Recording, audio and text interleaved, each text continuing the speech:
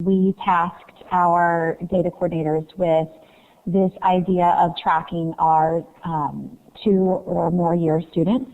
So we have this lovely tool now that we lovingly call the Tommy, 2 or more years. And so our Tommy tracker is splitting out those students who have that specific longevity with us. So what you're looking at here is just some quick snips. We're still fine-tuning this tool. So I do want to give that caveat that the data is still rolling in and formulas are still being tweaked to make sure that we have checked and cross-checked. This is a tool that only admin has seen so far.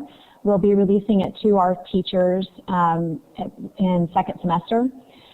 So one of the things that we are doing with this tool, however, is in data meetings, teachers have been targeting specific students that were what we call bubble students that we could move up those levels in the ACT Aspire. So we are asking them to also identify those students on their target list that are 2 or more year. So then second semester, we will have their target list be completely our 2 or more year students so that our teachers have a very close eye on those students. So what this tracker does, as you can see here, is it basically starts to figure some growth patterns for us for these students. So we have the percent of students that were proficient in 16-17. This is the percent of students that would be in one of those top 2 tiers in the ACT Aspire. And then we tracked their quarter 1 average grade, and then whole group class connect attendance, target attendance, and exit ticket proficiency. Now you'll see some of the data, like this 1%, is perhaps a little bit disconcerting. Those are areas where we know that we're relying on our teachers' use of the Big Teacher Workbook. If you're familiar with that, excuse me, that tool that we utilize. And so this is also going to help us to help teachers understand how important that reporting tool is, especially as we work towards our charter renewal in 20. So this sort of data to be able to track our 2 or more year students is really going to be helpful. So then what the idea is overall, the tracker has multiple tabs and screens, ways that we can slice and dice these students. But ultimately what it will provide for us is a growth measure for grade and proficiency over the years, so that we'll be able to track what growth or loss we experience with those students individually. So this is just a quick snip of the elementary. We have tracked math, ELA, and science. We're trying to stay a little bit ahead of the curve there. While math and ELA are the only subjects that are addressed in our charter goal, we do know that because of the ACT Aspire pulling in science as a testing area, that's likely an area that we would need to show some evidence for. So we wanted to be proactive and include that as well.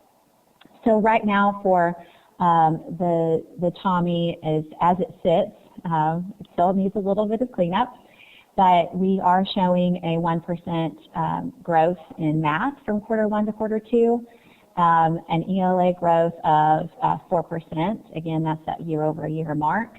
And then others year-over-year students, and then the science grade growth of a positive 5%. Just a little bit different story in elementary, as you all know, because of the progress, completion pulling into the grade differently than the teacher graded items. So we'll see this look a little bit different for the other school levels. But we're excited about this tool. We think it's going to be really helpful as we work to meet this charter goal. Yes, Amber, go right ahead. You can jump in. Good morning, Miss Amy. Could you go back to that slide real quick for me? Thank you. I love this new Tommy tool that you have.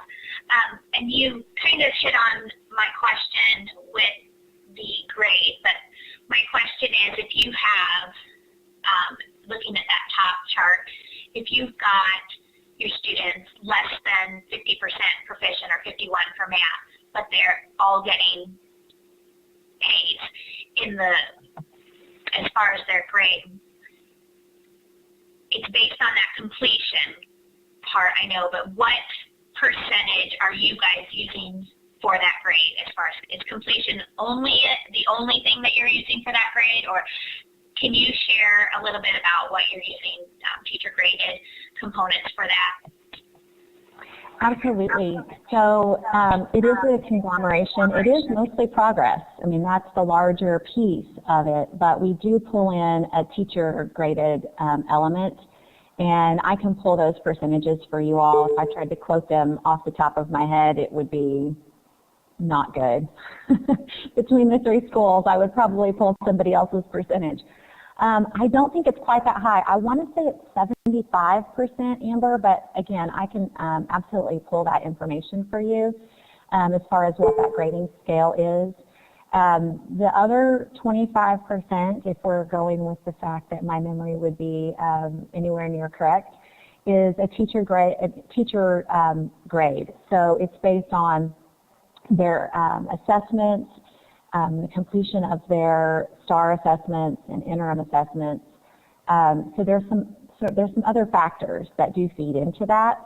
But you do make a really good point, and that was the thing that sort of stuck out for me in looking at this too, is thinking about how those grades sort of match up with what we're seeing on the summative, because there is a gap there, and we're going to see in some of the future slides a very similar gap between the information we're getting from interims and the information that we see on the summative. So for us right now, it's about closing those gaps and creating fidelity in all of those reporting areas.